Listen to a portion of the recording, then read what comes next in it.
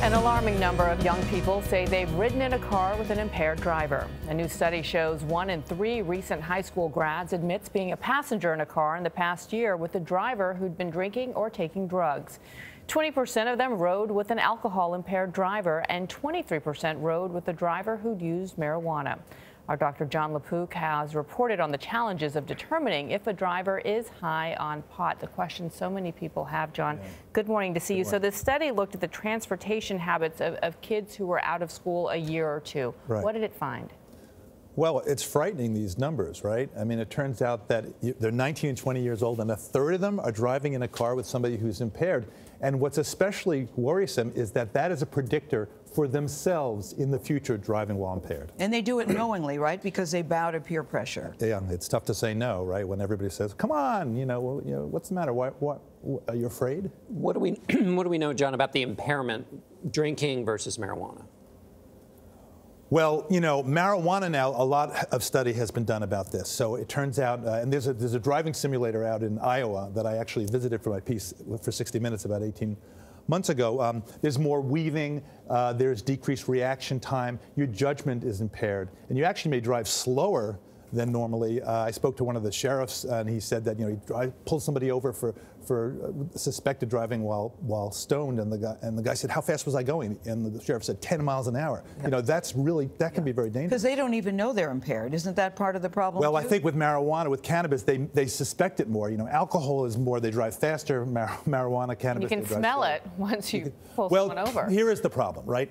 So there are all these states that are legalizing it. 2/3 of Americans think that recreational marijuana should be legal. And so, this is going on there. It's a national movement. So if you're going to do that, you want to do it responsibly. And one of the problems is if a cop suspects that somebody is driving while stoned, pulls them over, get out of the car, there's no equivalent of the breathalyzer test that there is for alcohol, right?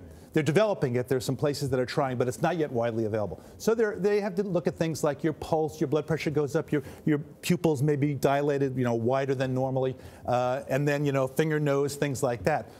But the problem is that it gets out of your bloodstream very quickly. So by the time they get to the police station to get a blood test, it may be significantly lower. Growing acceptance at home doesn't mean growing acceptance on the road. What do we do to bring these numbers down? I think education. I think parents, you have to say to your kid, my mother and father said, look, if it's 3 in the morning and, you're drunk, call us. We'll never yell at you for doing that. I think you have to make it sort of a peer pressure thing that says, I love you so much as a friend, I'm not going to let you drive while impaired or be in a car while with somebody who's impaired. And then, of course, these days there are these car riding services. It's a lot easier. Well, those are key. I mean, we talk about on one segment the person being killed by a driverless car, right? But at the same time, what benefit do Uber, car services, taxis in major metropolitan areas have in addressing this? Yeah, I think it can be a huge benefit, but I think the big thing is a cultural shift at a time when more and more people are thinking that, cannabis is safe. That's the general feeling, and there needs to be some education. Governor Hickenlooper, who was in Colorado, it's been legal there for about 5 years, and I spoke to him about this problem there, and he said, look, there have to be guardrails. You have to have education. If you're going to do it, let's do it in a safe way. And his big thing that he was saying to states that haven't yet legalized is go out and get the information, the data now about who's driving while impaired, what percentage of accidents happen with people who have cannabis in their system, because then if it gets legalized, you can compare before and after. Their problem in Colorado is they have these statistics, but it's going up a little bit, but is it because they're looking more carefully? The studies have been very conflicting about whether this has all changed the number of accidents that are happening. And all of us have something we can talk about again at the dinner table tonight with the kids. Yes, talk to your kids. Thanks, very important.